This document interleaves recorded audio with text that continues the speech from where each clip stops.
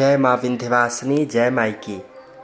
प्रिय महानुभावों, मैं ज्योतिर्विद आशुतोष पांडे आप सभी जनमानस को मेरी तरफ से छठ पूजा की कोटि कोटि शुभकामनाएं। आज इस महापर्व पर मैं उसके शुभ मुहूर्त की जानकारी देने से पूर्व आप सभी को छठ पूजा के इतिहास के विषय में बताना चाहता हूँ। आखिर क्यों मनाई जाती है ये छठ की पूजा और कब से इसका प्रचलन शुरू हुआ। प्रिय महानुभाव, प्राचीन कथा के मुताबिक प्रियवंद नामक एक राजा थे। उनकी शादी मालिनी नाम की स्त्री से हुई थी। शादी के सालों बाद भी जब प्रियवंद को संतान की प्राप्ति नहीं हुई, इस वजह से वह बहुत दुखी रहा करते थे। उन्होंने संतान प्राप्ति के लिए महर्षि कश्यप से विचार विमर्श कर यज्ञ करवाने का निश्चय किया।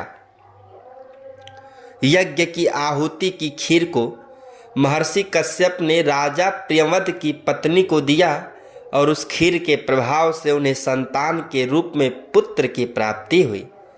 लेकिन दुख की बात यह थी कि वह पुत्र मरा हुआ पैदा हुआ।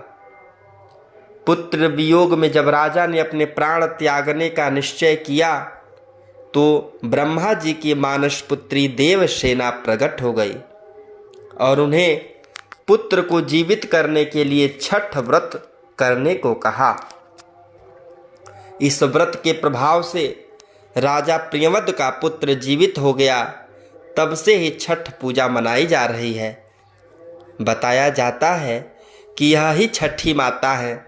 सृष्टि की मूल प्रवृत्ति के छठे अंश से उत्पन्न होने की वजह से इन्हें छठी मैया कहकर पुकारा जाता है। प्रिय महानुभाव, छठ पूजा का अपने आप में एक अलौकिक महत्व है। छठ व्रत सूर्यदेव, उषा, प्रकृति, जल और वायु को समर्पित है।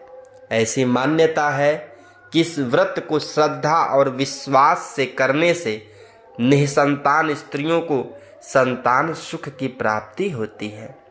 यह व्रत संतान के जीवन में खुशहाली और तरक्की को लेकर आता है।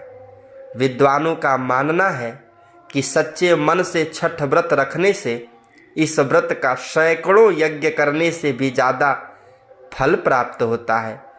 कई लोग केवल संतान ही नहीं अपितु परिवार में सुख समृद्धि लाने के लिए भी छठ का व्रत करते हैं।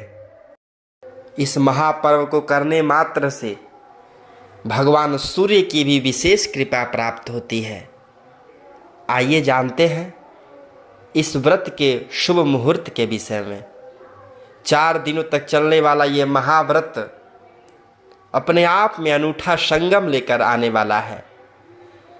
मुख्य रूप से इस व्रत में बुधवार को शाम 5:25 तक डूबते हुए सूर्य को अर्घ देने का मुहूर्त है और बृहस्पतिवार को 6:35 पर उदयमान सूर्य को अर्घ देने का सही समय है। स्थान विशेष के कारण इसके समय में कुछ मिनटों का फर्क हो सकता है, लेकिन सार्वभौमिक रूप से यही समय माना जाएगा। ये व्रत अत्यंत श्रद्धापूर्वक करने की, अत्यंत विश्वास के साथ करने की परंपराओं से जुड़ा हुआ है। इसमें माताएं भारतीय संस्कृति को जिस तरीके से सजा कर रखती हैं, उससे उन्हें बारंबार प्रणाम भी करने का हृदय करता है।